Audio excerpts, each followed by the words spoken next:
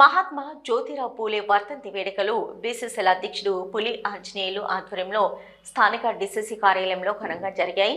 ఈ కార్యక్రమంలో పాల్గొన్న సుడా చైర్మన్ కె నరేందర్ రెడ్డి ఈ సందర్భంగా మాట్లాడుతూ జ్యోతిరావు పూలే దేశంలో విప్లవాత్మకమైన మార్పులు తీసుకొచ్చారన్నారు.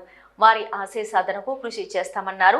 శాతవాహన యూనివర్సిటీ వద్ద గల జ్యోతిరావు పూలే విగ్రహాన్ని పరిసర ప్రాంతాలను మరింత సుందరీకరణ చేస్తామని ఆయన హామీ ఇచ్చారు. ఈ కార్యక్రమంలో పలువురు బీసీ సంఘ నేతలు పాల్గొన్నారు.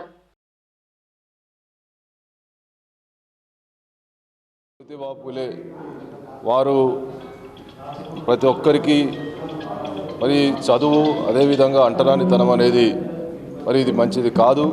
కాబట్టి అక్షరాస్యత అనేది ప్రజల యొక్క అభివృద్ధికి దోహదపడుతుంది. అదేవిధంగా అంటరానితనం అనేది అది నిరక్షరాస్యత వల్లనే వస్తుందని చెప్పి ఆ రోజు మరి ప్రజలను మేల్కొల్పి ఈ దేశంలో ప్రతి ఒక్కరిని సమాన భావంతో చూడాలనేటువంటి ఉద్యమం చేసి మరి సక్సెస్ అయ్యి మరి స్వాతంత్ర సమరయోధులుగా మరి ఆ రోజు పోరాటం చేసినటువంటి గొప్ప మహానుభావుడు.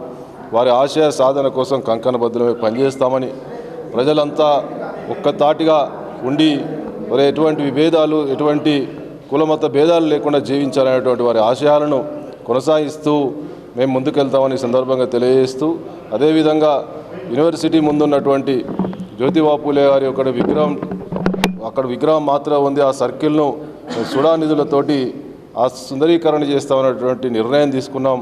ఇప్పుడు అక్కడికే వెళ్ళి దాని మీద కూడా మరి ఆ సుందరీకరణ చేస్తామని సందర్భంగా తెలియదు. భారతదేశ స్థితిగతులను మార్చినటువంటి వ్యక్తి, మొట్టమొదటి దళిత బహుజన పాఠశాలను నెలకొల్పినటువంటి వ్యక్తి, మహిళలందరూ సమాన హక్కులు కలిగి ఉండాలని చెప్పి ఆ రోజే 18వ శతాబ్దంలోనే ఆయన విప్లవాన్ని తీసుకొచ్చినటువంటి ఒక మహానుభావుడు. ఆయన ఒక అడుగుజాడల్లో ఈరోజు డాక్టర్ బిఆర్ అంబేద్కర్ రచించినటువంటి రాజ్యాంగం కూడా ఆయన అప్పుడు వేసినటువంటి బాటలతోనే ఈరోజు బిఆర్ అంబేద్కర్ కూడా ఆయన యొక్క రాజ్యాంగాన్ని రచించినప్పుడు ఆయనను స్ఫూర్తిగా తీసుకోవడం జరిగింది.